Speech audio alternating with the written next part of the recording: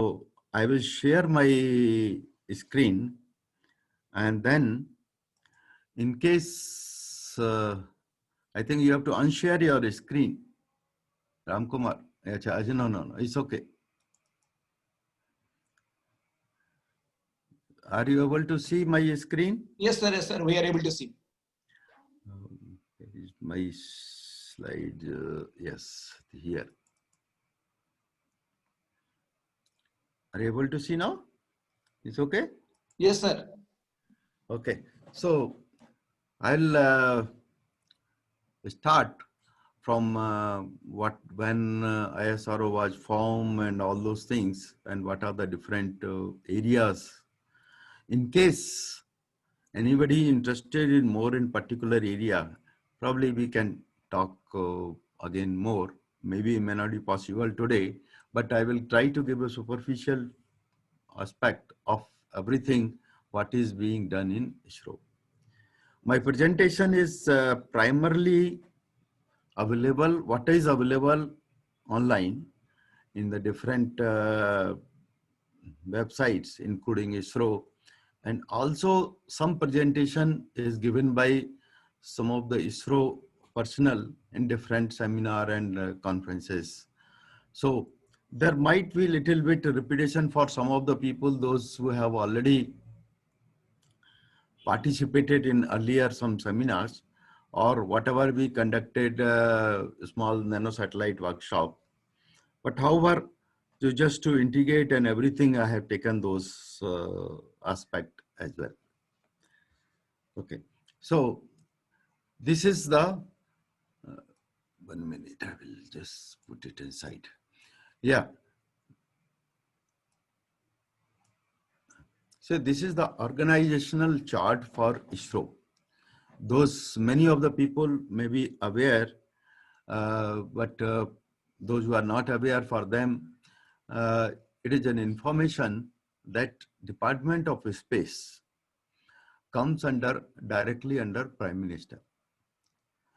And it is all the activity of the departments of space is governed by space commissions, where the chairman or secretary of Department of Space is also chairman of the Space Commission, and there are many other members. So, and under Department of Space, there are various centers, and some of the centers, they are directly linking to ISRO, ISRO.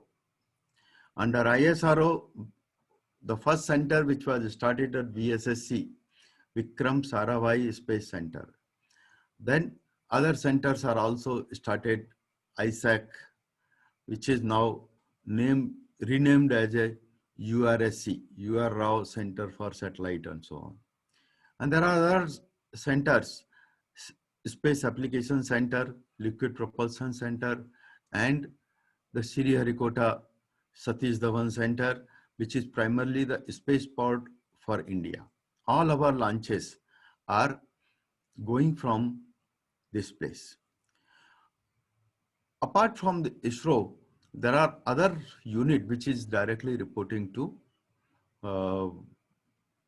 Department of Space, NRSA, PRL. But I understand that NRSA is coming now under ISRO, but this could be the old slide, but I understand that that is coming in ISRO now. And there is a physical research lab which do mostly the scientific experiment and research, NARL, and Northeast Space Center. And there is a unit which was not recently, maybe 5 to 10 years back, was added, is a semiconductor complex, Chandigarh. So they do mostly the VLSI development. Apart from that, Department of Space has got another unit, is called the Antrix, which is the commercial wing of ISRO. I understand, though it is not part of these slides, but I understand that now Government of India, they have given another unit which is independent upon working on the space for the commercial aspect, called the in-space or something. But these are all still on paper, yet to materialize. ISRO is also supported by various other unit called Master Control Facility Hassan. That is now they have two facilities. One facility in Hassan, another facility in Bhopal, MP. Apart from that, and these facilities are utilized for geosynchronous satellite. Any one of you have any question? Probably you can interrupt. Okay, I would prefer more interactive than just going one side. Then various remote sensing center, and also there is a STRAC, which is there in Bangalore, and many other centers are there, but primarily head office is in Bangalore, which does mostly for the near Earth satellite, right? Remote sensing satellite. So this is very brief about the organizational aspect. Now, I think this is now, yeah. Now let us start from the beginning. Space Department was started primarily by pioneer in the space technology, Dr. Vikram Sarabhai. And his vision was, we must be second to none in the application of advanced technology to the real problem of man and society, which we find in our country. So our space vision was very clear that what kind of work we should do. And it was clear-cut work that existence of down-to-earth problem, science and technologies development, science and technology for the society. But at the same time, it says that we are not considering the military aspect of that. And military aspect has got a lot of limitations. You can't go openly, many things. But his idea was to develop the technology for a common man, common person in our country. And it is not like a competition that we should have technological dominance, display of grandeur, and so on. But primarily he was talking, or his vision was to develop this technology for a common person in the society, which benefits everyone. Okay. So it's a totally different. Many of the country you must have come across, they are very military dominance or space war dominance, that is also part of military and so on. But our technology primarily concentrated on the society.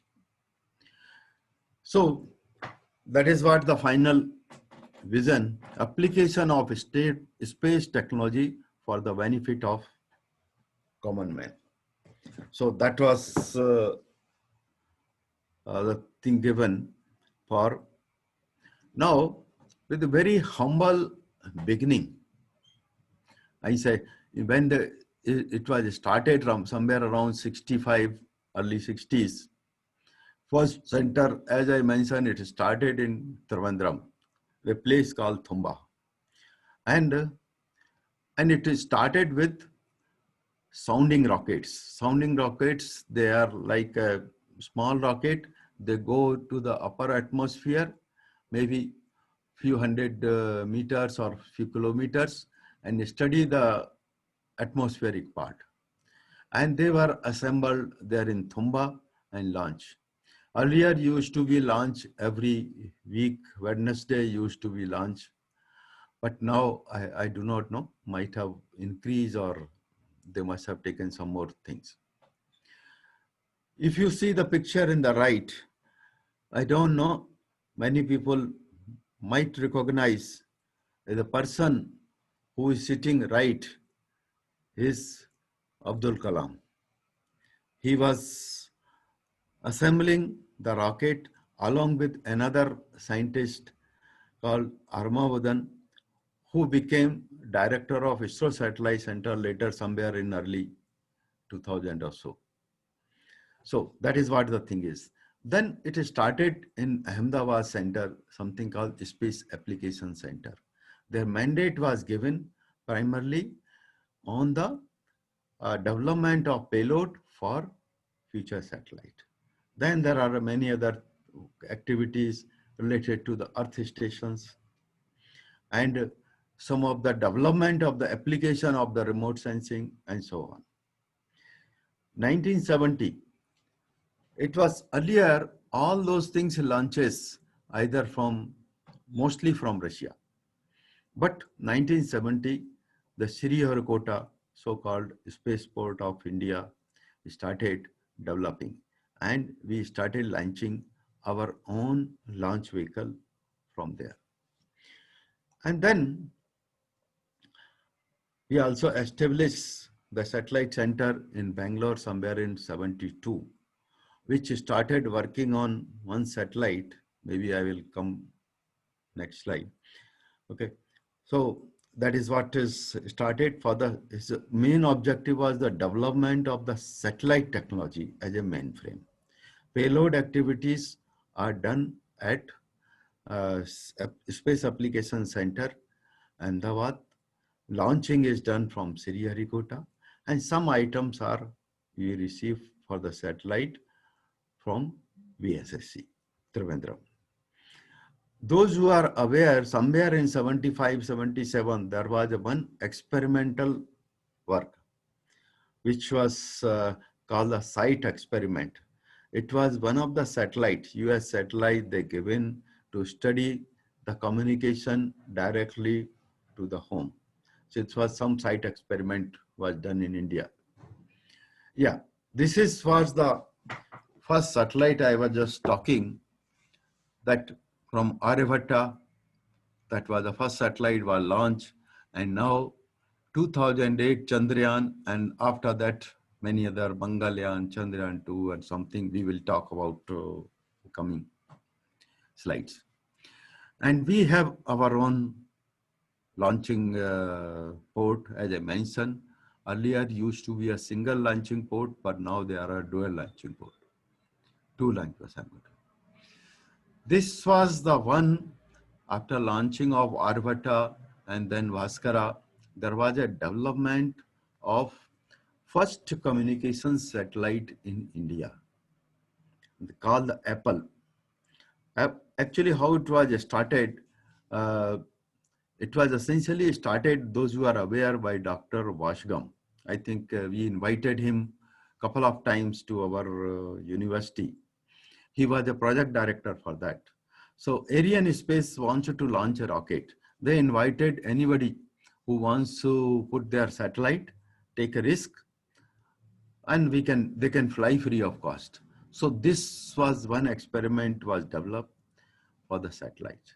Now, always this picture is shown by our space scientist, U.R. Rao, those who are aware, taking the satellite from one place to other place for some testing, and which required a ground isolation.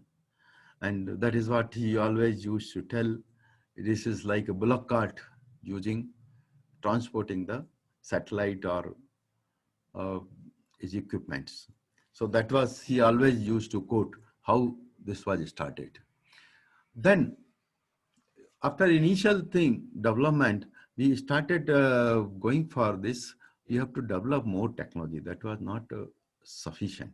And several technology related to INSAT. A group of people went to US in some university, and they have, in fact, studied some of the INSAT configuration. And then we started developing those technologies in India. And after that, a lot of activities related to, as I mentioned to you, on the sounding rockets for the atmospheric study, Bhaskara, Apple, then SLV3. There are different dates are given, whatever I could get. Then there started in the one series called the INSAT-1 series. That series was basically developed by a US company called the Ford Aerospace. Now they call Loral or some other company name. So they started developing couple of satellite, InSat 1 satellite. And this was launched in early 80s.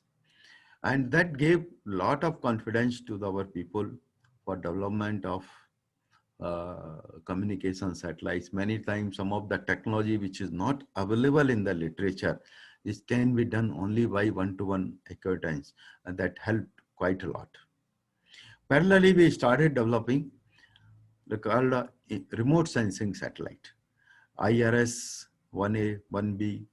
But these satellites was mostly launched from the Russian rockets. Then further, after this initially few satellite development, a very rapid growth has happened in series of IRS, INSAT, and many other launch vehicles and so many things. Some of the vehicle, if I see these numbers, these are very old numbers, but many things have added. I have at the end one slide covering how many satellites we have launched, how many missions we have done. Okay, now coming to the InSat application aspect, this covers many things. So India has a unique experiment in the geosynchronous satellites. Normally, a geosynchronous satellite is used for the communication with the ground because they are continuously there. Now, one configuration was worked out in InSat series, but combining communication as well as meteorological experimentation. So this is a dual purpose satellite started. So this is what the communication purpose broadcasting, and this is a meteorological satellite. And apart from that, there was a mandatory that requirement that we should have a search and rescue. Means anywhere in the world, or not in the world, anywhere in the globe which is covered by our satellite, if any ship or aircraft is having in danger, they can send some SOS signal to satellite. Satellite will receive and it transmit to the ground. Apart from that, the satellite navigation system. See, if you know that GPS is very common, but now in India also, we have our own satellite navigation system. So that is one area. Many other areas are apart from the communication. Of course, the fundamental is the communication there, the telehealth, telemedicine, telehealth thing, tele-education.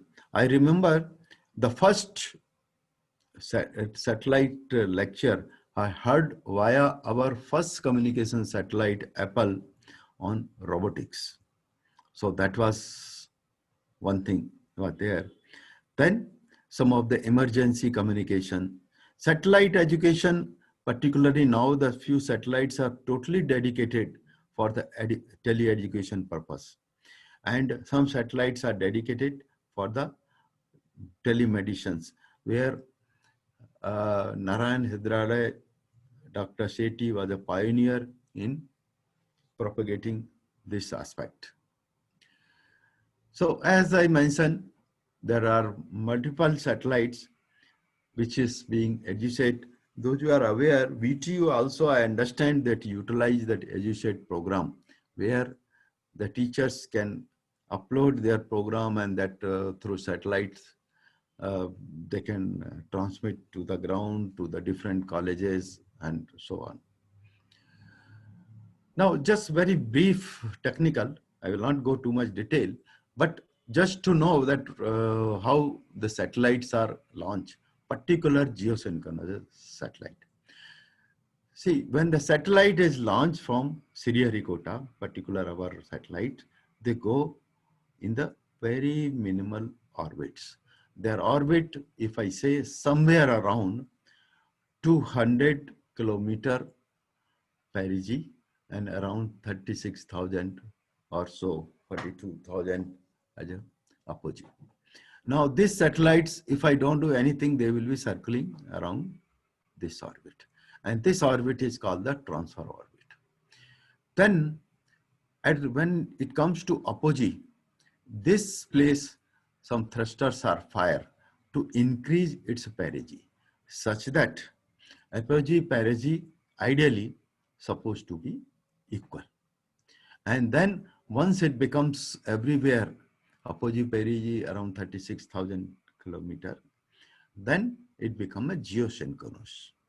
There is a little difference between geosynchronous and geostationary. Geosynchronous with respect to Earth, some point. But we want a particular point, it should be stationary orbit. And like mostly we want to see continuously should be available in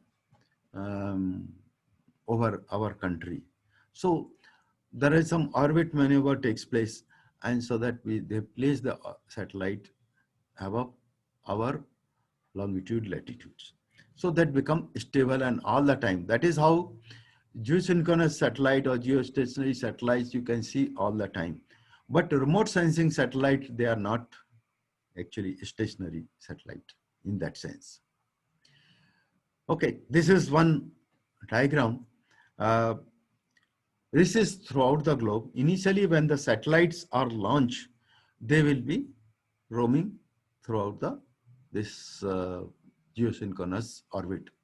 But finally, they are placed somewhere near our longitude, latitude, longitude area, mostly equatorial. Latitude ideally should be equatorial orbit. But they will be like 48 degree, 55 degree, 74 degree, 82 degree, around that. India is around 78, 82 degree. But all satellites one cannot put, of course, from this picture, it looks like that they are distributed all over the orbit, but it's not so. It is over India, somewhere between 111 degree to 50 degree, 55 degree. Some spare satellite one can still make it in other places in the orbit, but they will not be useful for our country in the real time. Only when some satellite fails, you can bring the satellites to our country. This was one satellite, Kalpana, which was used for, not for communication, this was used for totally for meteorological application. And one can see impact of this aspect is, if those who remember early some 25, 30 years back, cyclone, several thousands of people died in India, somewhere in Andhra coast or somewhere, I don't remember, but nowadays you just see when the cyclone comes, well in advance that warning is given, and the casualties are very, very nil or very, very minimal. So this is really a contribution to the country for a common and for the society. Apart from this, some of the communication, disaster management, and so on. Okay. Then, okay, this is what I mentioned, that regarding this telehealth, telemedicines, and application, different hospital. See, when we are living in a city, we won't realize that. You go to a countryside, very large villages, there is no, say, communication, even telephone, mobiles are not there. Then how to reach those people? Satellite is the only means to reach those people. Nowadays, people are going for the fiber optics also for all the communication. But you imagine if any earthquake or something comes, all the fiber optics links will be down, but the satellite can still work. So this is what one of the thing. And many of the rural areas, you find there is no hospital, and still lot of scope is there for the application. But if this technology goes to a real use, it will be beneficial to many of the rural area. So these are the different satellite series what we have. Many more are added after that. GSAT 5, GSAT 6, GSAT 7. Now I was just mentioning the satellites are put around our country. how many satellites we can put here. These dots, if we are, I don't know whether you are able to see these dots or not. These dots are there. They are like individual satellite. Many times it so happen that though the slot is this particular slot, many satellites are put into that slot. They are called the co-located satellite. Means they are located. But one has to maintain, they don't collide each other. One has to maintain certain orbital distance among the satellites. Though on paper they say it is exactly on the same point, but it is not so. They are co-located satellites. So that is how number of satellites, if you see, they can be placed on individual slot. And for your information, these slots are not like we ourselves cannot decide which slot. This has to be obtained from the international, there is some organization from where they will allocate the satellite slot. And so no other country can put the satellite in that thing officially in that one. Okay. This is just one image I was just mentioning, the cyclone indication image of taken from InSat 2E. Of course, nowadays, now many more Kalpana satellites and all those things, they are doing much more. So this is one image by which you can indicate there is a disturbance in the atmosphere, particular cyclone. And that give warning. You can also predict which direction it is moving based on this, whatever the vortex or something of the cyclone is moving. You can find out that which area is likely to affect. Okay. Another important aspect is the Earth observation applications. Earth observation, there's again lot of things regarding agriculture. Nowadays, it is possible to find out how much crop how much crop is estimated to grow in this particular season. Also, we have a horticulture mission for the Northeast and watershed development, how many water ponds or watersheds are there. All those things are related to agriculture. Another is the forest and environment. Of course, this only satellite can only give how the forest is depleting, how our environment is degrading. If we are cautious, then one can take some suitable measures to overcome this deteriorations. Then water, drinking water and management. I have one slide which indicates that using the satellite, survey was done in some of the area. They dig the bore well and they got the drinking water in 90% of the cases, even 80–90% of the cases. Then land cover, wasteland, how much is there? If you see some of the, I think the ISRO website, if you go, maybe you may get some information that how much is land cover is changing because of I say encroachment of land in forest and something like that. One can go. These satellites are also useful for weather forecasting. Not weather forecast. Weather forecasting is fine, but this is also for the oceanography application. There are a couple of satellites which are dedicated for oceanography application. They can which helps the fishermen that where they can go and they can find more fishes, more catch they find. Then this is also some area like forest fire identification and so many things. So whatever one can think. Now people are thinking some of the applications of these satellites like vehicle tracking, then container tracking, ship tracking, all those things, applications are now topping up. Okay, disaster management is, of course, is one very important area. When any disaster takes place, satellite is the only way where you can get the information. Yeah, this is what I was just mentioning, just to indicate that advantage that somewhere more than 90% of the area where the dog, see normally as our convention way, we call one water diviner and ask them to dig the well and all those things are more well. But this is the technology used and which says the success is 90%. Okay, so many places. So this was a common use for society, and there are several satellites, right, from Aryabhatta to, there was some megatropic one satellite which was in collaboration with ESA also, and so many things are there. This is the Oceanosat, particular for oceanography application.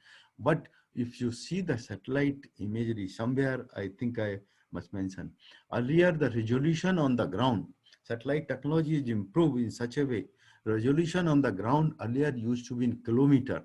Now it comes to, if I see my latest satellite like Cartosat 1, 2, Cartosat 3, their resolution is order of meter officially, and it could be sub-meter in some special cases.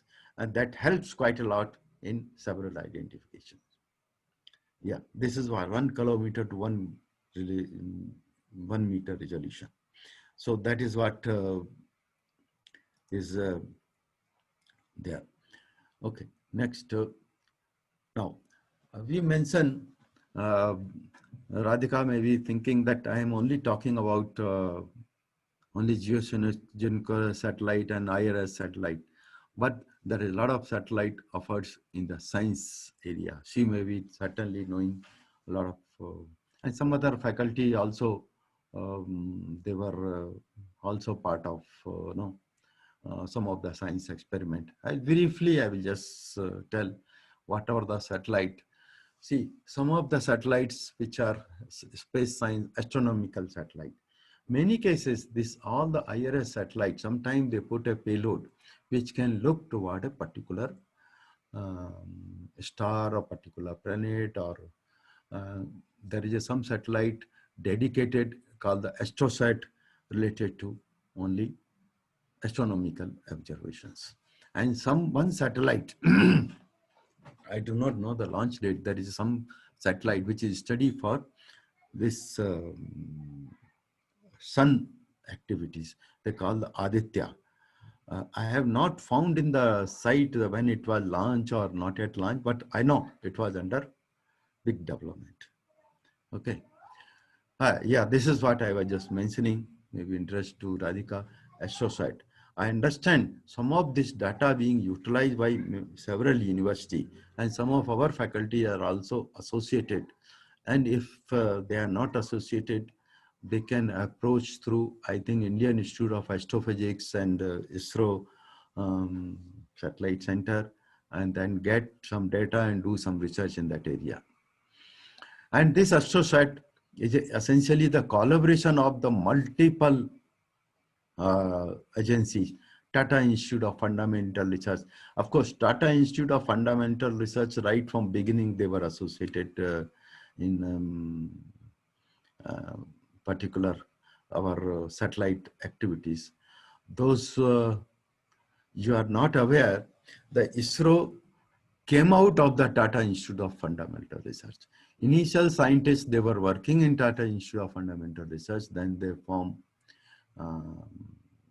this ISRO. Vikram Sarabhai earlier was also part of this thing. So right from beginning, Tata Institute of Fundamental Research, they are associated, ISRO Satellite Center, Indian Institute of Astrophysics, different universities, Raman Research Institute in Bangalore, PRL. PRL also now, of course, is a part of ISRO. So that is what is there.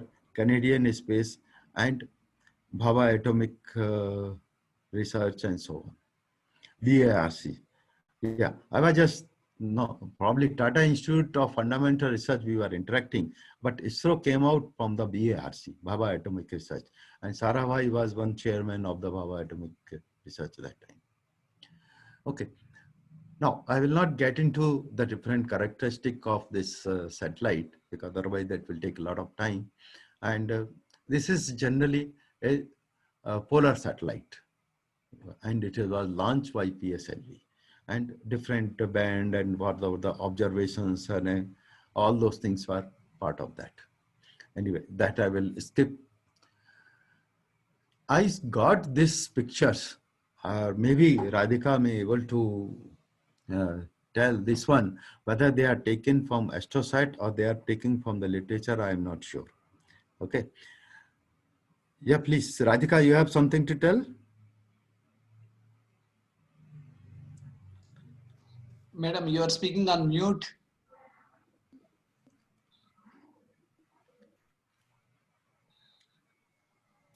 Okay, so I'll go ahead. Sir, So, yeah, please. looks like she wants to add, but she's on mute, I think. Okay, fine, doesn't matter. So we'll Okay. take later. Yes, sir. So Go some ahead. of the satellite, what we expect this kind of images from AstroSat, Crab Nebula. This is only for the astronomical observation, nothing to do with Earth observation. Okay, why it gives advantage that when we do this observation from ground, that atmosphere is in between. So that deteriorates the characteristics. So once you go into such kind of 1,000-kilometer orbit, we can clearly see the sky. Okay. Now this gives a list of satellite. Again, this is our old list. It is all much more things are added inside 4, inside 5, inside 6, and so on. Yeah, things are there. Now, in summary, what we can tell. Sir, Yes, please. sorry for trouble. Looks like Radhika madam wants to Yeah, add please. something. Please. I'm just allowing her, sir. Looks like there is some problem. She is not able to unmute herself. I'm trying her, sir. Okay, okay. I'll just stop her.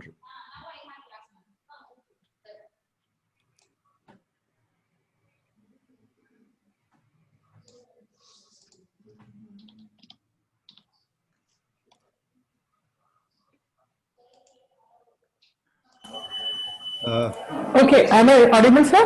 Yes, Yes, madam. Yeah, so yes, sir, the images which you have shown earlier, they are using the ultraviolet imaging telescope.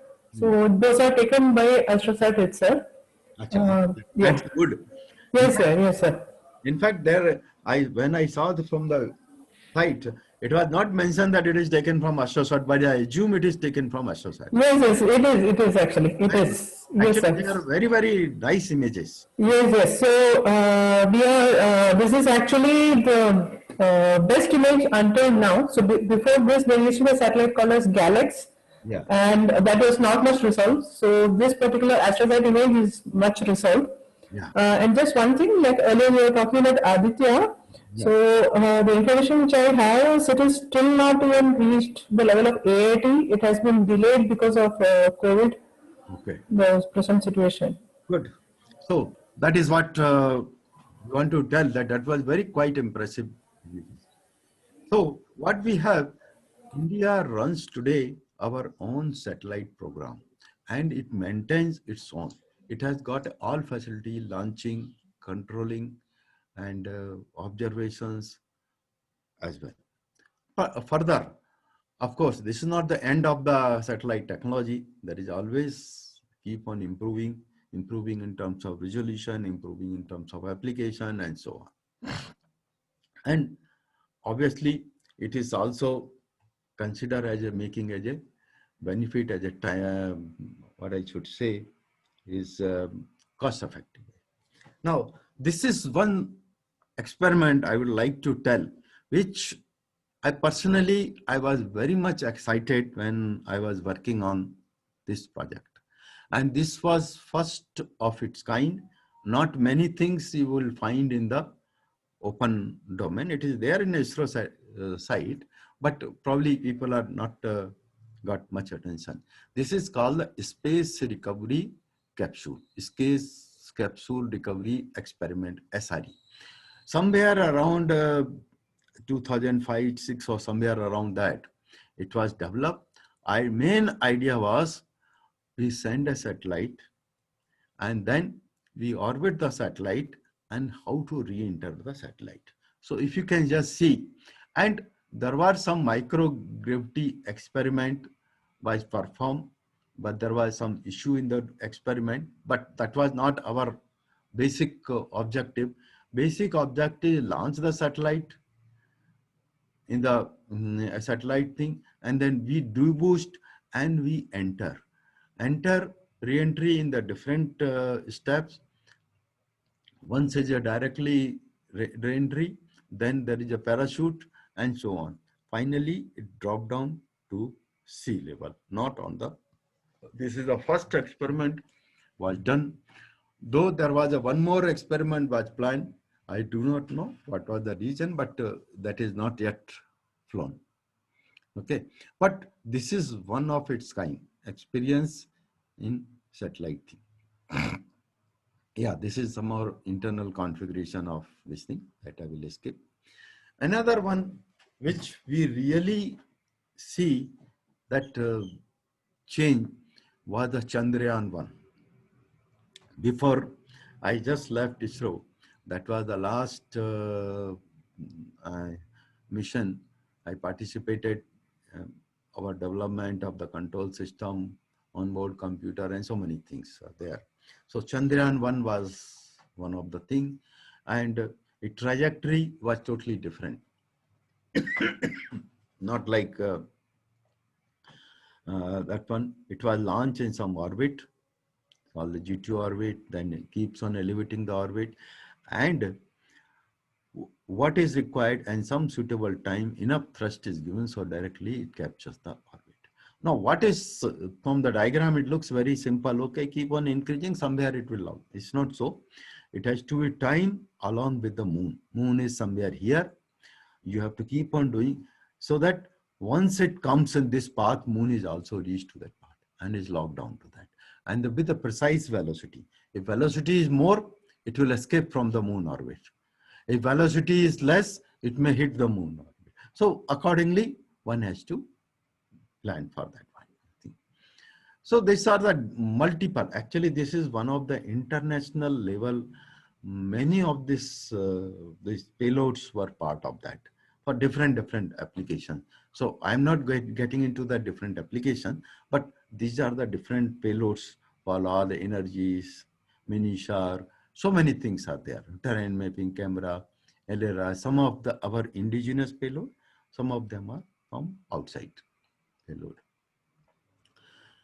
Okay, so that was the objective, was to study. First objective of this thing, to study the mission aspect, how to reach this thing. Once after reaching there, whatever the experiment we carry out in terms of the different energy range. Okay, so that was quite successful. And this is gives again, whatever I mentioned, the list of payloads for other agency. If I see somewhere around 6 payloads were there from different agencies: UK, USA, Germany, Switzerland, Japan, then some other countries are also USA are there, Bulgaria, and so many things. And it was quite good cooperative thing. So essentially what it came out of this one, those who have visited this our deep space network, it was developed for that purpose, and that was used for later part also, Chandrayaan 2, Mangalyaan, and so on. This is one of its kind, very few centers throughout the world, those who are working in the deep space missions. And there is a lot of international cooperation. Yeah.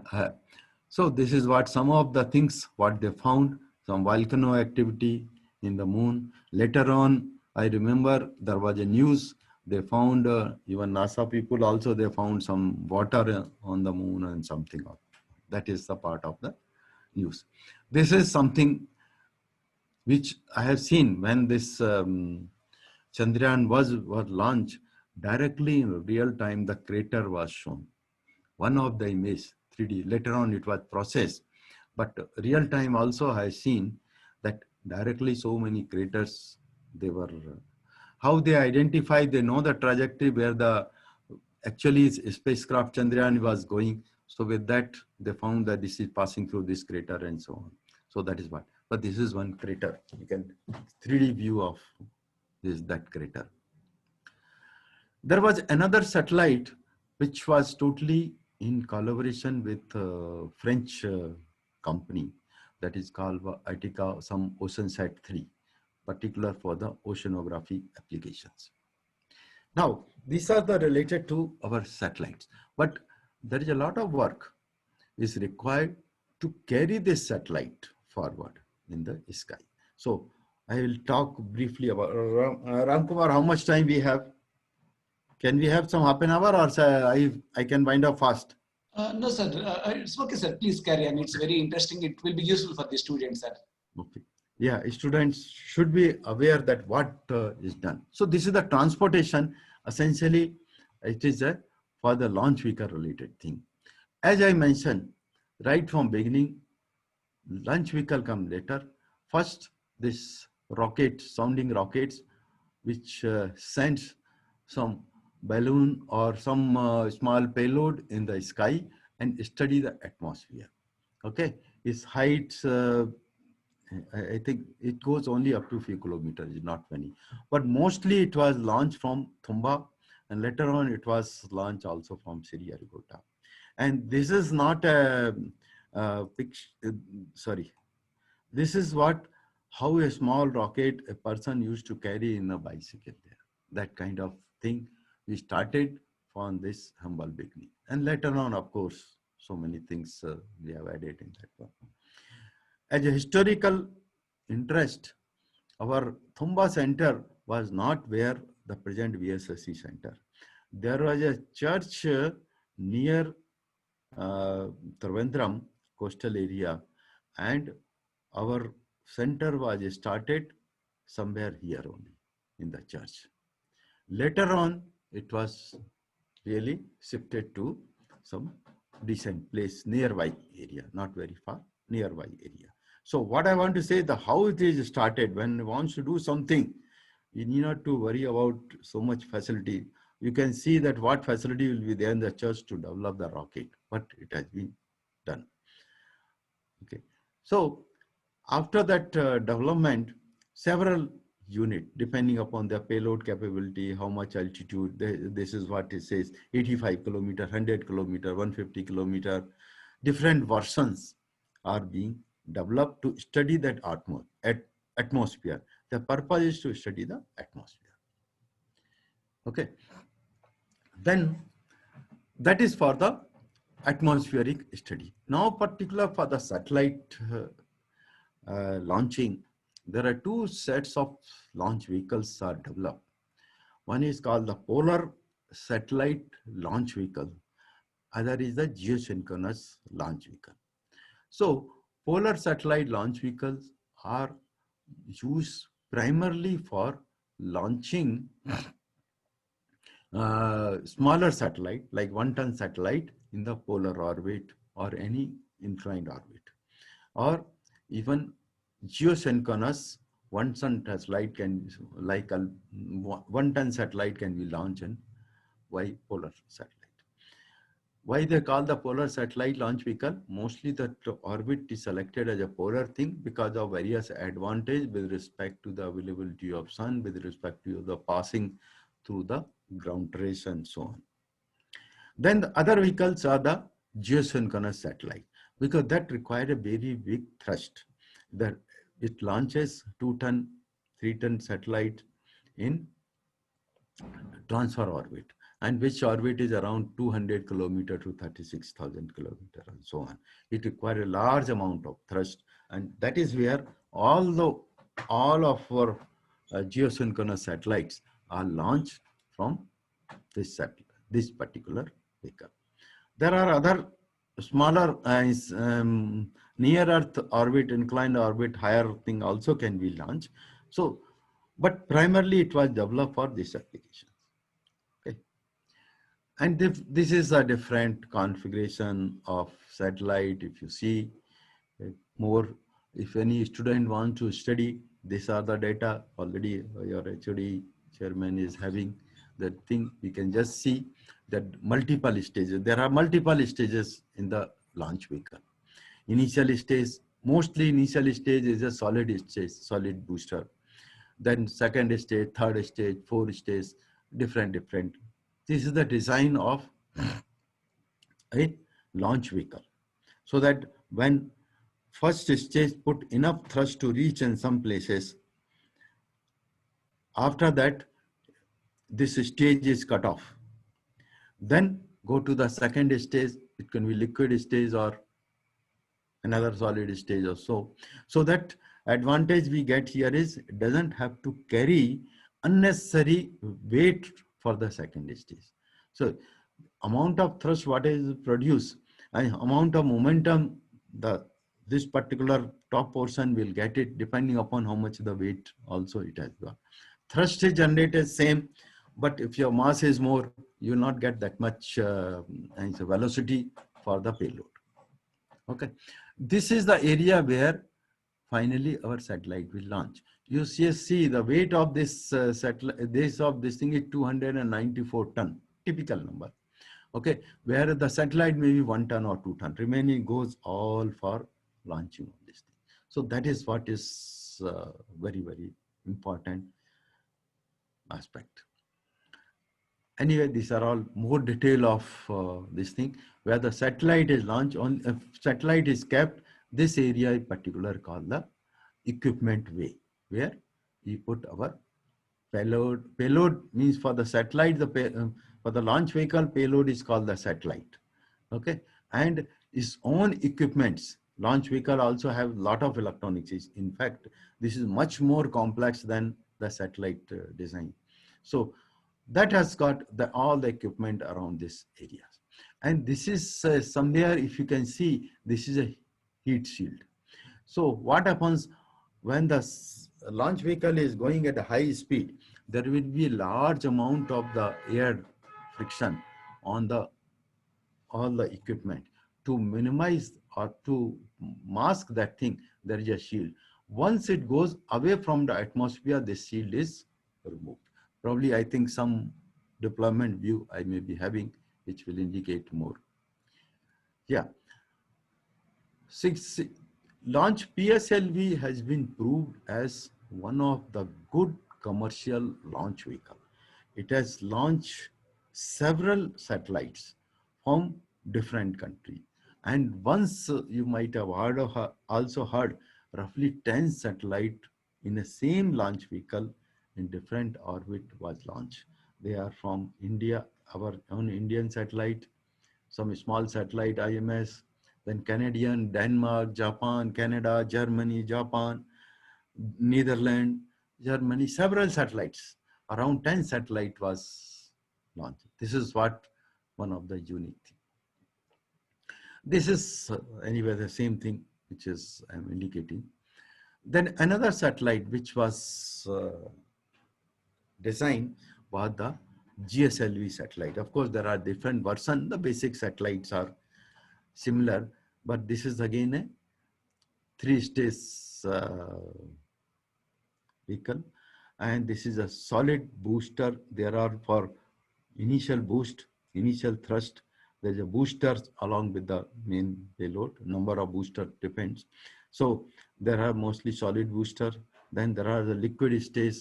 Then further liquid stage. Then the cryo stage, and so on. And again, the concept remains same.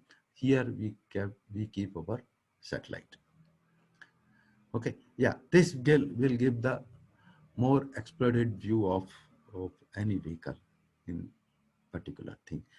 Normally, each stage once they launch, if you have heard the commentary that they keep on, some commentator will keep on first stage separated. That means this particular stage is separated, second stage, liquid stage separated, and so many things will be keep on. Finally, the satellite is, he says satellite is launched from the vehicle. So that is what is one thing. There was a cryo stage for providing in the satellite.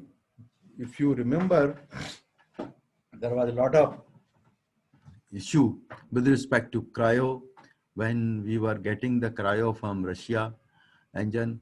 Then there was a ban by some embargo by US. You cannot buy cryo and all those things. Finally, we ourselves have developed the cryo stage. Now all our satellite, all our launch vehicles are using indigenous cryo. So we are no longer depending upon outside people. Okay, a typical thing, this is what I was just telling, the separation. Here the boosters are separated. Here some stage payload fairing separate. This is once it goes out of atmosphere, this so-called the heat shield that is separated. Then some stays separated, liquid stage, cryo stage, and so many things like different stage depending upon the satellite launch vehicle configuration. Finally, at this stage, the satellite is separated. But if it is a multi-satellite mission, then under different orbit, the satellite will be separated and such that they don't collide with the vehicle. They go in such a direction that the collisions doesn't take place. Otherwise, it will be harming. Okay. Now, further, that was the old thing. Now, further for higher capability, like 4-ton satellite, 5-ton satellite, another versions, GCell Mark III, different stages are being developed.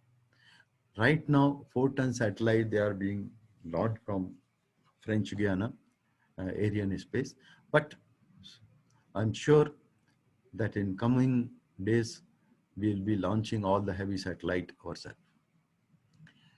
So this is what I was just mentioning. The cryospace got a lot of technological advantage and applications. So this was developed indigenously. And these are the different type of the launch vehicles. Whatever we have, it was available and openly in the ISRO website, different thing. What are the capability, what are the size, and so on. Okay, so this is what payload capability up to right now, Mark III, 4000 GTO. Okay, still, this indicates that this is the latest slide I have taken from ISRO website, that not at launch. Now, as I mentioned to you, each of this launch vehicle, they have equally or much more complicacy in the technologies, which are related to study on the structure, aerodynamics, avionics, propellants, then how to integrate them, then inertial system, because they have to be also controlled, so special grade gyros, and so many things, nozzle for correcting the trajectory, and so many things, how to release them. Cryotechnology is one of the area where we indigenize completely. And these are the things, heavy cryo boosters and so many, these are a different technology evolution have taken place. We have come almost near to that. So now we have a satellite, we have a launch vehicle, but there should be some place from where one can launch. Like we have an aircraft, but some airport should be there to fly the aircraft. So this is called the launch port for the satellite launch vehicle. And this was developed in Sriharikota, particular because of the geographic application in the sense, this particular location, that normally such kind of launch stations or launch ports are designed such a way such that the mainland where the people are living, that should not come on the way to the mission profile, mission trajectory, so that in case any disaster takes place, it should not affect the human being. So such considerations are also selected. It also selects some sort of gravitational movement which helps in improving the launching capability of which adds to the launching capability. Initially there was a one launch port, the first launch port, which was also in the Sriharikota. But as you know, now the number of launches are increased tremendously. Sooner, one more second launch pad was developed. When the launch preparation is going on or the launching is taking place from one place, parallelly you can develop another one, so that the time gap between the two launches can be reduced. They are all operational launches. Those who get a chance to visit Sriharikota, I would recommend they should visit and to see the real spaceport of India. Okay. Apart from that, once launching and everything takes place, it required a lot of control centers. Now, particular for the geosynchronous satellite, we have a control center in Hassan, and but even the geosynchronous satellite, when they are launched, they are not directly over India. They have to be controlled for different part of the world. So we have either our own or hired launch control centers at different places. ESA control center. This is all in cooperative way. Either we hire or cooperative way or whatever it may be, but it is required. Then also we have for particular for IRS kind of satellite, remote sensing satellite, which is never, which is not always above the above our country, which required continuously. We can monitor the satellite performance all over the world. So for that purpose also, many launch stations are there. One somewhere in Indonesia also, something was also there, I remember, and many other countries also there. This is again up to some time we have taken. So many launches are taking place, and this indicates how many Earth observation satellite, how many communication satellite. Communication satellite here we mean geosynchronous satellite, space science environment. All those things are part of satellite, and there's a launch vehicles. Okay. Now, I thought these are the, I should say, past lot of things has happened. Very one or two missions I will tell which has launched very recently, and which is of course most of the people they were be knowing also. This was launched Mangalyaan. Okay, this was one of the mission.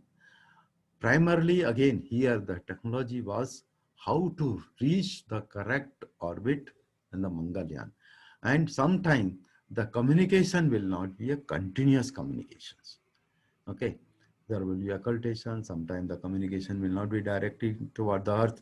So this is what has happened from the Earth. It keeps on increasing the orbit, and some suitable time it has to go into the Martian orbit. And along the Mars, it right now, this was the only plan for the Martian orbit. It is not like a NASA which we plan the Mars rover or something like that. Here nothing though. It is like a Earth observation. Rather than Earth observation, it is a Mars observation satellite. Again, here also, many satellite, many countries, they have their own payloads, and that is used for studying the atmosphere of the Martian. Because next, if suppose some person has to go to the Mars, one should understand the atmosphere very well. So these are for that study purpose. Another which is most popular recently was Chandrayaan-2. Chandrayaan-2, apart from launching as a Chandrayaan-1, of course there are several payloads, but one important payload was Moon rover. So here the satellite will go, orbiter will go on the Moon orbit, then deboost and supposed to go to the Moon surface and do some experiment, maybe taking out some of the soil or something like that, and do some experimentation. It has gone so very successfully up to some stage, while the deboost, you know what has happened.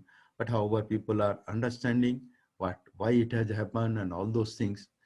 And in the satellite technology or the space technology, such kind of thing do happen.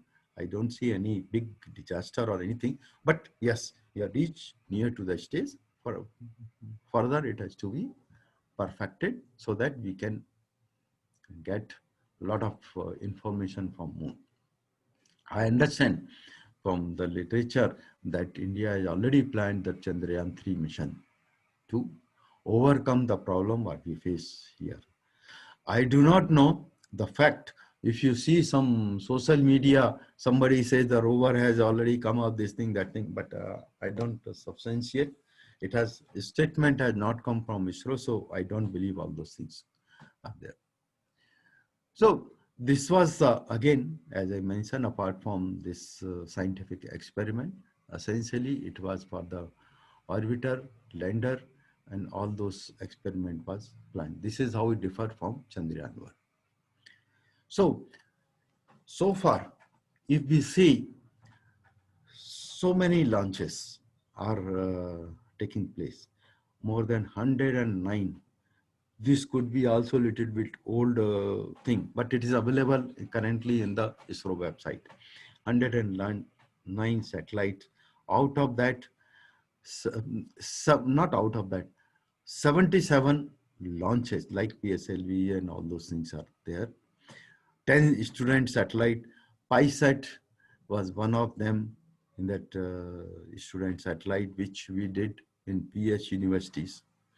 And some re-entry mission, one was SRE, one more might have been done. That's what they say, but I know SRE2 has not gone, but something else would have been there. Out of this several satellite, not out of, in addition to this several satellite, 319 foreign satellites of 33 countries are also launched. 109 was our satellites, whatever was launched.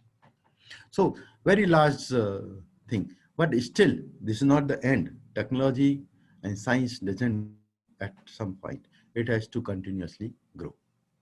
Some of the future missions which I could get the information is related to that Mars, Venus, and asteroid is one thing.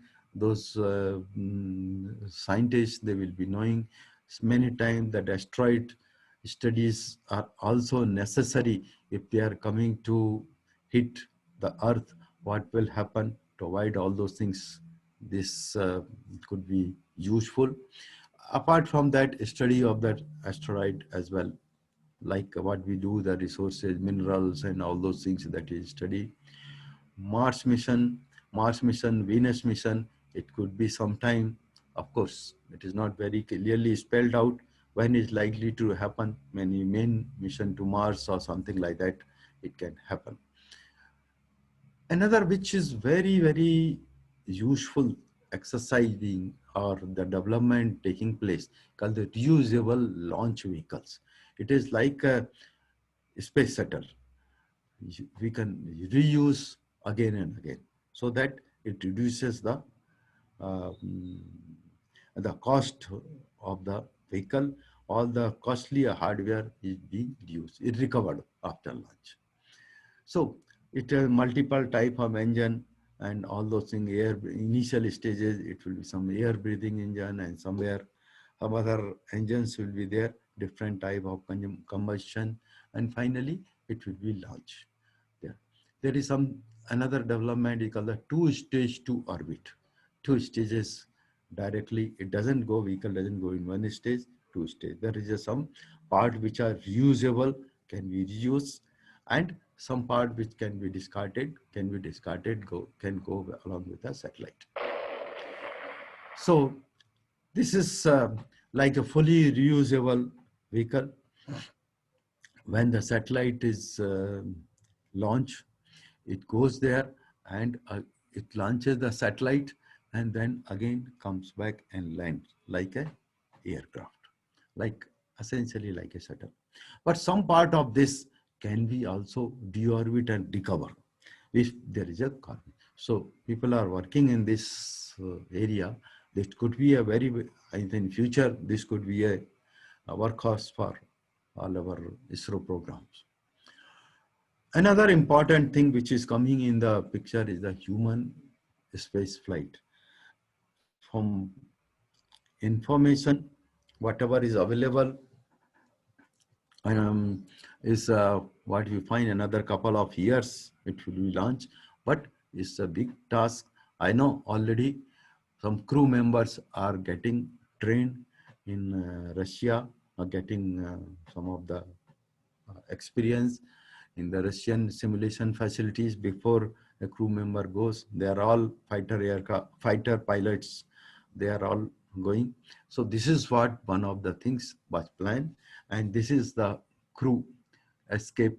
In case a lot of precautions are required, in case anything happens, there should be some escape route. So all those precautions, and here is the crew module where the people will be sitting inside. Yeah, this is what, obviously, motivation, scientific, technology, industrial growth, all those things. Some what it claims that in zero gravity environment, some material can be developed, and some of the pharmaceutical applications and so on are there. So this is, I'm sure in next couple of years, you will hear the first human space launch from our country. Yeah, these are the details of that. Let's see. See, apart from that, apart from the launch vehicle, here, this spacesuit and all those things are also required to develop, and which has to take care about the different requirement of the human being. Roughly 10 kg requirement per day comes for this thing.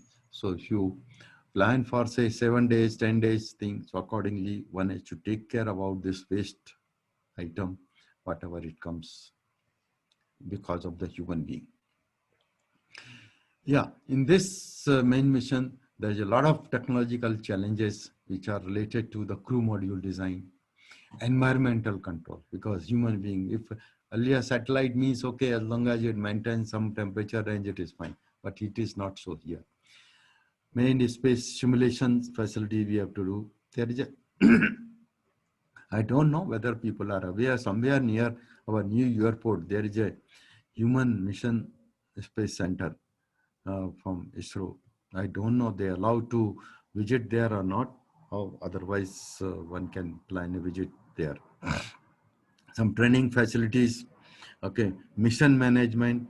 I say particular here it is more important if there is a improper mission.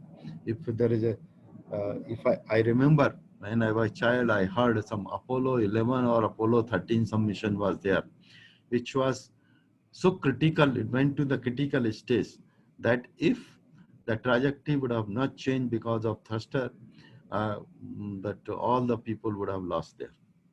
So that's very, very critical mission management particular thing. Protection system, as you remember, thermal protection system is very important. One of this space shuttle was failed because of improper thermal protection. Lot of material, some of the tiles came out and something later on it was investigation. There is a lot of technology involved. It is not just electronics or software or material, just a lot of material properties are also there. When I should study thermal aspect, structural aspect, one should goes to. And this special chute development for the people, because you know in atmosphere the pressure is zero, but inside the suit the person should feel as if they are in the earth atmosphere, and so escape system and so on. There are a lot of technologies are there, and it is planned with Mach 3 as a launch vehicle, whatever we mentioned. Okay, so that was the planning for this one. This is all heavy vehicles for this thing. There could be some mission to Mars, and as I mentioned to you, that some of the work may be going on. It could be also, if you do the lander or rover on the moon, I'm sure later on the requirement may be there for landing on the Mars as well and do some experimentation. Okay, asteroid missions, orbit around this thing, or sometime landing on the asteroids and so on. Of course, those who are aware, NASA even they plan that send a launch a missile or launcher which can directly hit the asteroid so that it diverts the path. Otherwise, it would have come and hit our Earth. So such kind of experiment, one can always think of that. There was I read recently some news that some asteroids are having such kind of mineral. They are several millions times mineral what is available on the earth. So there could be some other motivation to study that asteroids. Yeah, these are all different scientific objective. Some of the comet scientific experiment one can think of, all those studies. So there will be a lot of transportation, as I mentioned to you. Finally, the reusable launch vehicle, heavy launch vehicle, and all those things are part of that. Another one, which is the last couple of slides I have, you know that so many launches, so many things are taking place. They are creating debris in the sky. So that study also being done, and study is being created, technology is being developed. When the satellite is dead or any debris are formed, fragmented, how to capture them. So that is what some international organization, they are making a mandatory. Then when the satellites are launched, they should, after the provision should be there, after the end of life, the satellite should reduce their orbit to burn in the atmosphere, so that unnecessary they don't create debris. If debris are there, new satellite are launched, there will be a collision, fragmentation, and so many issues will come. Solar panels, people are talking big solar panels, they may damage, it will be a problem. So that is what is some of the things. If I see this graph, the total debris, how it is increasing. Some of these things are spacecraft. Actually, spacecrafts are less, but when they are not usable, they become debris, and that is what is all coming out of the sky. Another thing is worrying for this debris was when there is a directly destroying the satellite in the sky by some country of other country. It forms several debris, like fragmentation of this thing, that may impact a lot of things.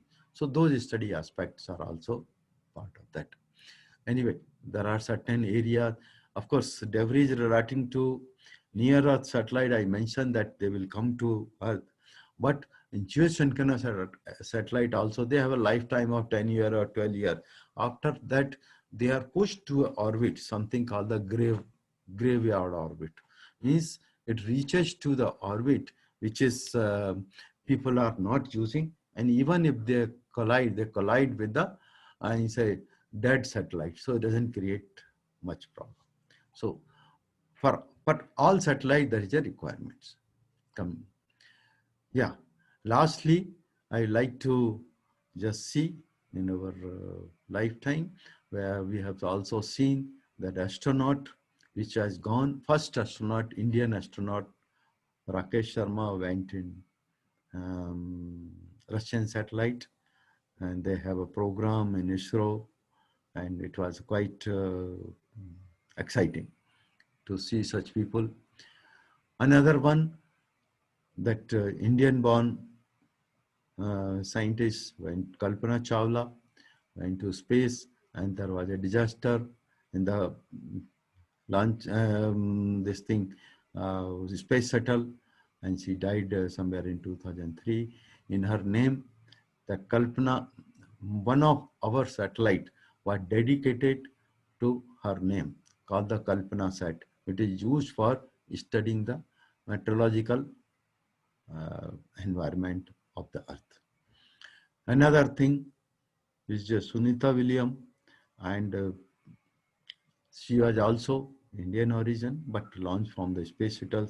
I think she went couple of times, and she holds the record of longest space flight, 190. Some time back, she came to India, visited all center, gave lectures, and how the experience and all those things are there. So I should say, out of 3 Indian origin astronauts, 2 were ladies. So we feel that in future, some more such kind of things can, I say, participant will be there. as astronaut, and there is a already in the present our human mission. Some a couple of people from Air Force, they are taking training in Russia and so on. That is what I have something. I have taken a lot of time, but this is what the information I have. In case anybody wants to have a more information, interaction, particular area, we'll be happy to do, and we'll make them connect to the required people, those who can give more technological insight on this. Thank you for very much for listening patiently. I think it has gone more than one. We planned for 1 hour, but it has gone more. Now, if you have any questions. Yeah, thanks a lot, sir. First of all, thank you. Thanks a lot for your time.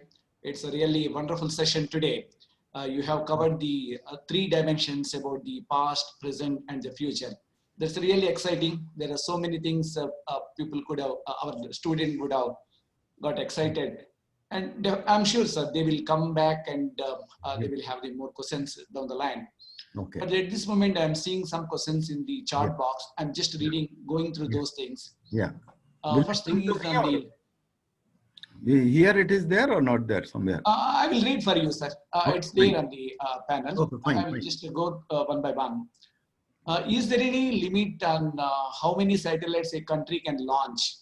No, there is no limit as such. But as I mentioned to you, the country, any satellite launch require a permission from international agency. And particular, if it is a geosynchronous satellite, there is over the country, there are certain slots available. Mostly they are 1 degree apart slot. So over that only one can launch the satellite, particular geosynchronous. Other satellite, as long as they get a permission, they can launch. Not only for a satellite, there is required a permission for the communication link as well. So as such, there is no limit. Okay, thank you. And moving to the second question, people are really looking for the career. They want to start their career in ISRO. Yeah. That question here is, what is the ways to enter into the ISRO? He is saying that is it the only way through IIST, Indian Institute of Space Technology? That's the institute they are saying, and No. from there probably some people are getting into the ISRO. Is this the only way, No. or otherwise any other way? IST started much later. Normally, ISRO, they have a regular recruitment program. Of course, nowadays the number of vacancies, number of available people are less, vacancies are less, but still a lot of people are retiring. So what they have the provision, there is an advertisement, open advertisement, where one has to appear for the written test and then go for the final interviews and so on. That is one way of that one. Another way, some of this ISRO recruitment people, they are going in different institute. In fact, I visited several IITs, but they were concentrating primarily on bigger institute. So because it may not be possible to visit every institute of them, but in IITs, ISC, we have been using that one. That directly they can recruit BTech and MTech students. Third possibility, particular those who are having PhDs. There is a provision directly in the website. Now recently, I don't know, I've not seen, but earlier used to be there. Directly they can apply with some recommendation from the good professor. If they have a really good background and this out of sequence, they will be called for interview, discussion or whatever it is, then they can decide accordingly. These are the 3 means. IST is another means. IST is open recently, but the mandate was there that most of the people, whatever they are getting the scholarship, all the expenses, finally they should join ISRO. But many people, they join ISRO because after getting the experience, they want to go for higher study or something like that. But that is one means, but not that everybody is joining there. But if they want to join from there, they can always join ISRO. That is the mandate. Okay. So these are the 3 means I told you one can go for that. Okay, sir. Thank you. Keep a watch on some employment or some of the paper news when they are recruiting, or the ISRO website under the career and all those things that sometime they will be announcing. Okay, sir. Thank you. There is another question which is really tough for you, I think. Mhm. Whether ISRO has found any alien life, or may not be not only in ISRO, any other space programs. No, ISRO has not been right now targeting for the finding of the alien life. But they are here and there, all the news they come. Some time back, there was some TV program for other space mission that NASA they found some, what is that, Area 51 and something like that. They are all, I don't know, 50% fake, 50% true, or really, in my opinion, no one has found so far the alien life. Okay, That's sir. what my impression. But however, we can't believe just this news just because of the popularity. Some people, they keep on putting the information on social media like UFO. Yes, sir. Yeah, I'm about to ask that Like flying disc and UFO.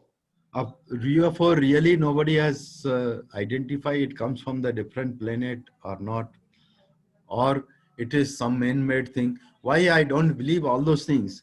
I just give one example. Long back, there was some very big lake in UK, and they were telling there was a very big crocodile. They used to come and people used to go for picnic and this, that, and all those things were there. Later on, it was investigated. It was a man-made crocodile, rubber crocodile. So initially, everybody thought it's a really very giant crocodile and this, that, and all those things. So I don't know, unless there is a authentic proof, it is very difficult to say that anybody has found. And nobody accept. Even the UFO, we don't know. There could be some special secret aircraft from one of the country like Russia or US themselves. We don't know. See, in US citizen also, they don't know what is there inside in Area 51. That is the fact. So normally people may not be, other country people may not be knowing what they are doing inside.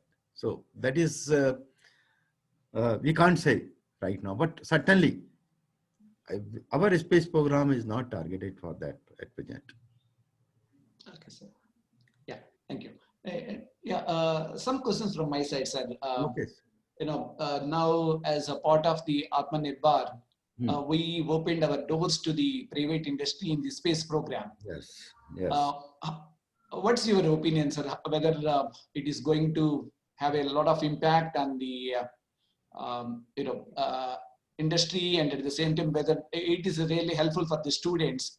All our many of our participants are students. So Yeah. I want to hear from you, sir. What's your Yes. opinion on those See, things?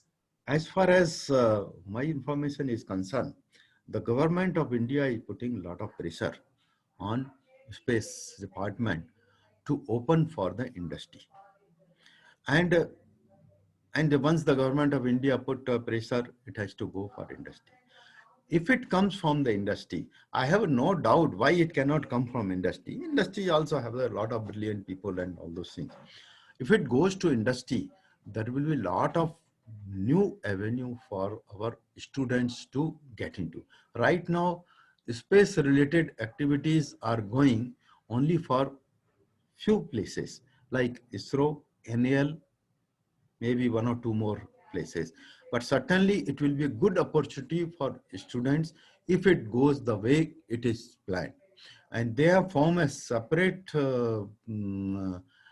this thing, separate center called INMOL, in space. Recently, Prime Minister has announced. If it is successful, it will be a good thing to happen. And the progress will be fast. You can imagine that the private industry will be always having competition. And if it, in fact, the NASA model, why US has developed, NASA themselves, they don't do anything. They only conceptualize and give the idea. Finally, the orders are given tenders are given to 3 or more industry. Let them develop parallelly and they select best on them. So lot of competition will come, lot of opportunity for the employment should come. And even now they are also insisting not only industry, even the private university also should participate. So far private universities, that how it is going. When you apply for proposal, it will be difficult to get, and everything on paper it is there, but if it is really practically there, amount of manpower what we have in India in universities much more. And if it's successful, it will be very, very good. Yes, sir. Okay. Yeah, thank you, sir. The other thing I just want from your side, to get the opportunities in space, students have a lot of interest. That's the first thing is what we need. Apart from that, what are the skills they need to develop to have the better career in the space? As you worked in the space for 30 years, more than 30 years, then probably you could have understood the all the skill sets. What do you feel it's required from the students? I can tell that one. There are particular area, like if you are concentrating on satellite technology, you require structure, you require thermal aspect, study of that one, any one of them. I say they're all equally important. Avionics related, mathematics, orbital things, orbital mechanics, mission profile, then mission management and mechanism, because most of this our new advanced satellite, they will have a lot of deployment, so you require a good mechanism aspect. Secured communications, communication bandwidth utilization by data compression and so on. Then remote sensing application, image processing, lot of things. Image processing is done mostly in places like NRSA for the application aspect of that one. So such technologies are required for satellite related thing. For launch vehicle related, still more technologies are required. Structure, structure is much more. It has to bear the load of all the atmospheric load, and it has to, 12-ton vehicle, this so many tons vehicle, it has to go. I know some of the international vehicles, they broke into 2 pieces because of improper structural design. Initial stages, not now, initial stages.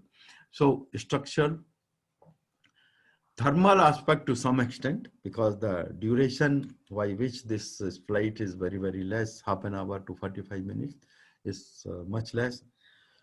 Their navigation, guidance, all those aspects are very important. Control, navigation, guidance, these are very important. Mission planning is very, very important. And then I should say that many times it comes at the redundancy management, particular when you are going for the main missions.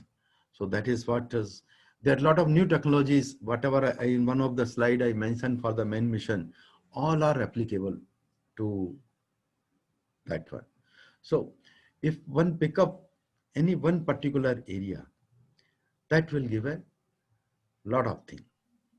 And particular for the launch vehicle, even study of the air drag or re-entry vehicles, air drag, aerodynamics related study, very important aspect of that.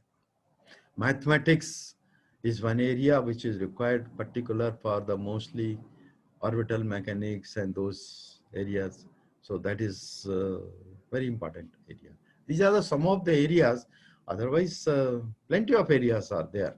In fact, many of these technologies, once they develop, and they can be translated to our ground use as well. So that is what I can say. Most of the technology, electrical, mechanical, electronics, software, then all those aspects, mathematics, science experimentation, is somebody wants to go, like Radhika madam was telling, some of the science experiment, somebody has to study the astronomy, but it is also space science. So one can develop those interests. develop some of the technologies, develop special type of sensors which can study the sky, particular sources, because I know that Indian Institute of Astrophysics people, they are studying somebody is studying X-ray, somebody in the ultraviolet rays, somebody, some different rays and so on. Okay. Sir, thank you. Mm. Sir, the other question is related to the developments, recent developments, what we are seeing from the SpaceX. Yeah. Till now in the history, we have seen it's a kind of the hundreds of the satellites, maybe 200 Yes. at max. Yes. People are hearing that SpaceX is having the plans of sending the small satellites of 42,000 satellites in the space. Yeah, sir, what's your opinion, sir? Whether that is correct. Space is particular. The Google and other people, they are developing several thousands of satellite. Idea is to provide internet service each and every part of the earth. Now, for this development, one is that very specific goal of the satellite to be defined, so that the size of satellite is not very big. That is one thing. And though it is not mentioned in any of this ISRO literature, but I understand that ISRO also got a contract to launch 100 satellites or something like that together, small satellite for such kind of thing. People are working on that area. And I have also seen in something called the satellite like a ChipSat. ChipSat satellite is a 1 square inch cube. 1 square inch cube. Not is cube. I should say 1 square inch flat surface plus maybe 0.2 inches or 0.3 inches, some sort of ICs chip. And thousands of such chips, they put into one spindle and spin after the reaching to a particular orbit. And simultaneously, they will go like a swan. Means they form several satellites together, they go. And one university have demonstrated this working, but still it is not being practically used. But I am sure in near future it will come. And launching 100 satellite may not be so impossible task. That certainly will be possible. And people are working on that area.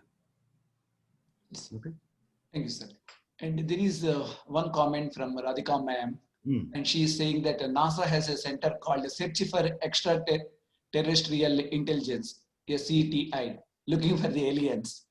So if private, okay, that's one thing, first part, I think. So what's your opinion, sir? You have mentioned something about the UFOs. Yes. NASA, they keep on doing that thing. But many of the things, these are all secret thing. Nobody will reveal the correct thing. As I mentioned to you, lot of secret activities are going on in Area 51, when no one knows. And such for, now people are talking, they are all like social media talks, like when, what is that, Apollo 11 or Apollo 9 went to US, they brought some mummies and all those things. These are all, there is no authentic information which says, yes, this is the correct thing. UFO also, somebody will say, I have seen, but one or two, of course, somebody has taken the picture, but whether they are real UFO or somebody else has taken somebody's picture, really we cannot tell. Right now, so far in the literature, nobody has captured any UFO which says this is the UFO and found the sign that it has come from some other planet. Right now, it is only for some sort of talk. Okay, I have seen, like many times, such things start. But if it is a fact, sooner or later, it will come. If it is a fact, certainly people are working in that area. They will have I remember sometime it may be possible that they may be searching for life like human being, but they may be of different form. We don't know. So such kind of thing, Radhika madam may be knowing, when somebody identified pulsar, they said when regular signal was coming from that particular thing, Then they found, later on they identify, no, there is only some star, they it keeps on spinning, and then whenever the particular phase comes and they send the communication. So right now it is difficult to tell, but certainly if there is access, people will come to know. There is nothing impossible in that case. Yes, sir. Yeah, next question from Radhika ma'am again. If Yeah. the privatization happens, will the space programs undergo a setback or it will be more beneficial? No, if it goes like a, see, idea is, in my opinion, this is my opinion, space program should concentrate more on the technological development aspect. Like, it's not end just launching InSat or IRS or something like that. More technological advances. Once the technology is proven, it should go to the industry. Advantage is that your throughput will increase. If number of industries are more, throughput will increase. And we are making more technical people. And we are also opening opportunities for younger people, more opportunity to the younger people. As you say, now ISRO is not opening for other colleges, only they take from ISC. Then what happens? It is only limited to those particular domain. But if there is a private, there is no compulsion. They can be, I say, uh, they can hire people from any institute or anywhere, wherever they find good people, they can hire. So if it goes as per the whatever is vision, I'm sure it should be very good. It will not be a disaster for satellite, for a space program, but it will boost the space program. That is what my opinion. Yes, sir. Thank you. Yeah, hopefully we hope for that. Yeah. The other thing again related to the privatization, you know, SpaceX has taken the long time for getting a successful mission. So in India, so even just now we started opening the doors for the private industries. No, there is a difference between SpaceX and our privatization. These private industry, they are opening for the proven technology. Whereas SpaceX is only imaginative technology, and then they first prove it and then they run. That's why it takes time. We are talking is a proven technology. Okay, got it, sir. Yeah. Sir, there is one question from the student. Yeah. If any case, few of the important satellites shut down or thrown away in space, and if it is pressurized to create the new satellites in that space, in the limited time, what is the least time required to build and launch those satellites? I have seen one satellite, if it starts from very beginning and the technology is proven, it's a question of repeat satellite. It can be developed within, depending upon the availability of material, 1 to 2 years maximum. But if it is already satellite in the pipeline, it's a matter of few months or maybe 6 months or 1 year. That's all. Because once the private industry they go, they will not make such kind of thing like only for one satellite. They have to go for some pipelining. In the pipeline, so many satellites will be there. If one goes, they can get into that one. Other aspect is when they launch the satellite, like if some of the students maybe heard the Iridium project, they were having some 60, 70 satellite actually in use, but there will be some in space spares. Means some satellite will be there spares, they will not be working, they will be idle. But if some of the satellite goes bad because accident or because whatever may be the reason, okay, they can bring back that satellite within no time. So if you try to see develop from the scratch, it may take 1 to 2 years. Proven technology. If it is not proven, that's a different thing. Okay. If it is a pipeline, then a question of 6 months. Because now we are talking every 4 to 5 satellite every year we are launching. So average time, you can imagine 3 months, 2 months, average time. So that is what I expect. Okay, sir. Thank you. And there is again one more question on the aliens. Yeah, sure. Sir, I have another question. Is it possible that the space organizations already found alien life, but keeping the information secret to the public Not, to prevent not that. our country, not our country. Maybe possible NASA or Russian people, but not in our country. As far as I know, we don't have any information. And see, normally we will come to know if such kind of things are there, but no alien life in our space program is found. Okay, sir. Thank That you. is what. No, these are all different thing. Imagination. Okay, somebody says a Mars, some human type of. Remember that some news was there. Some human. This thing was found. Human shaped bodies and all these things. But these are all like if you see the sky, some clouds are there. You can imagine elephant. You can imagine horse also. You can imagine human being also. So authentic information, nothing is So, sir, no elephant in the sky then. there. Okay, sir. Yeah. Yeah. Apart from that, there are appreciations, many appreciations, sir. Radhika ma'am and Surya sir, they wanted to convey their sincere thanks to you for a detailed and You're informative welcome. talk. All are our people. Question of thanks. Yes, sir. Whenever Yeah. Yes, sir. required, it can be always useful. But I wish our university should try some space program. Yes, And sir. Yeah. Yes, sir. I promise you, I can help you whatever I can. Sure, sir. Thanks a lot. Thanks a lot. We will definitely knock your doors. Yeah. Sure. Hmm. Yeah. So that- Sir, one more question. Yeah, is sure, on the, sure. Hmm. cost actually. How much does it cost to make a satellite? See, the cost has got a two aspect.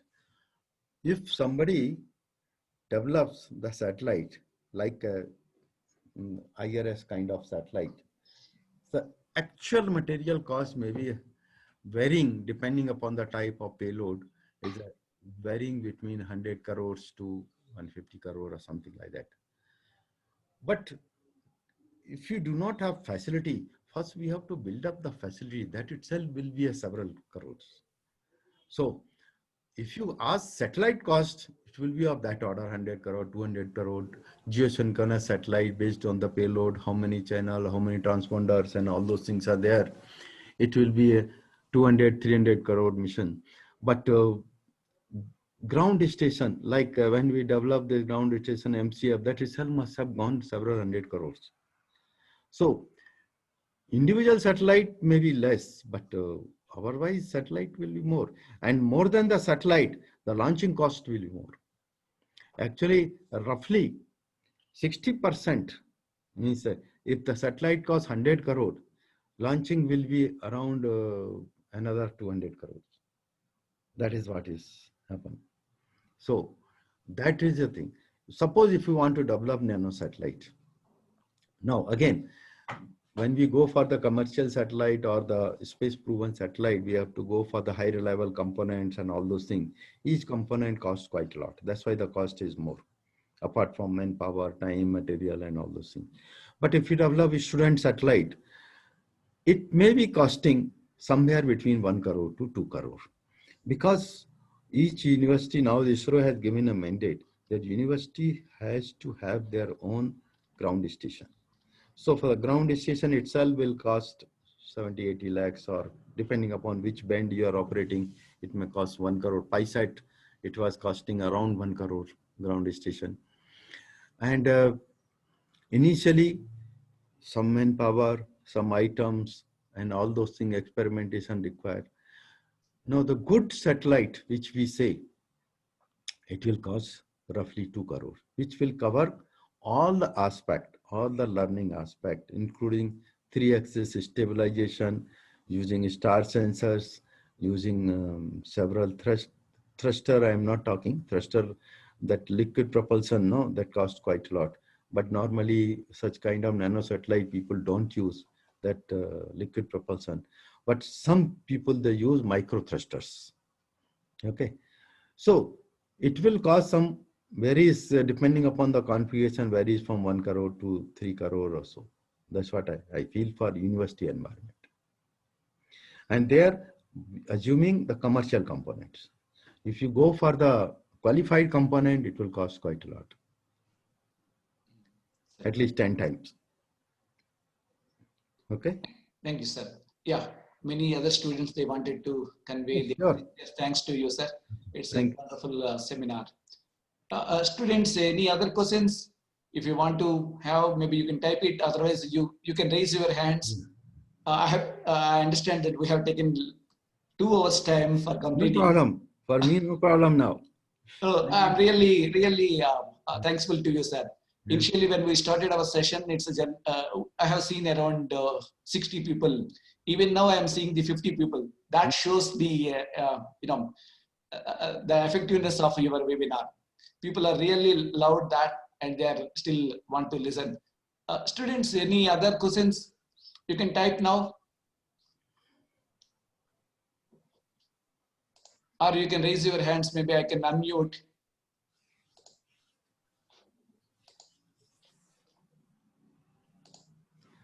Any other questions? No, students should take a lot of things. Now you can see with all the situation now happening in America, Russia is going to be a space-dominated military application.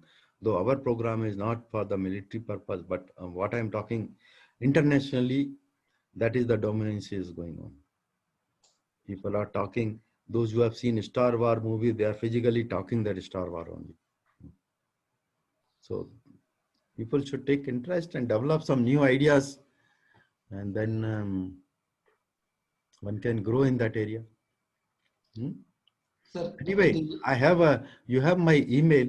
If anybody wants to have some later on also some clarification, can send. If I have information, I will send it. sure, sir. Sure, definitely. Thanks a lot. And the last person, sir. Sure. We have discussed so much on the technology and the applications of the satellite. Hmm. There is really other thing we can do for the present pandemic situation, COVID, using the satellite technology. I don't know. I have not come across anybody is studying that aspect. Only what you can pass this information.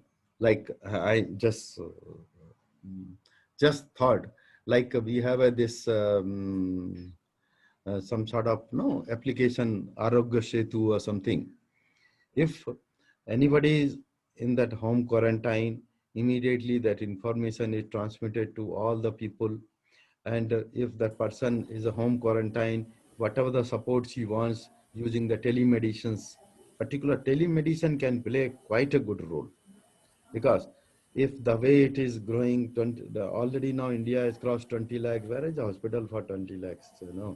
In our Bangalore and all those things.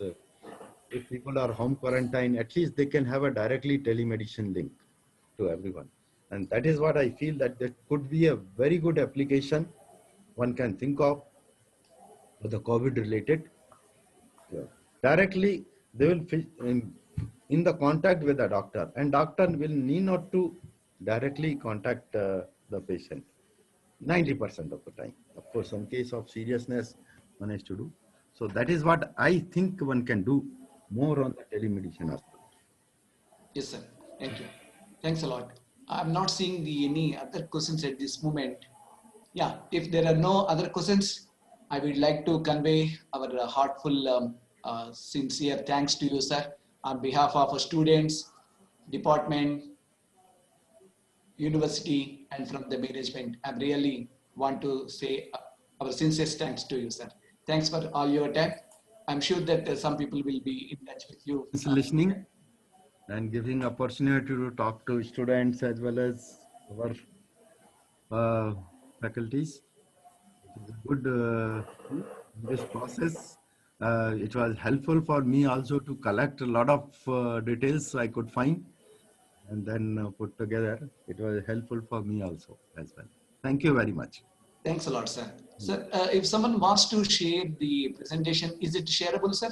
Yeah, these are all I have collected from open literature. Okay, sir. I have not taken directly from anybody.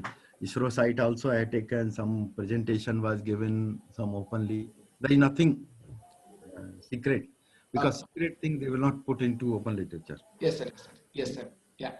Thanks a lot, sir. Thanks for your time. Have a wonderful day ahead. Thank you. Thank you, sir. Students and faculty, thanks a lot for your patient participation. Hopefully, it's a really great session, useful for you. All the best. Thanks a lot. We will end the session.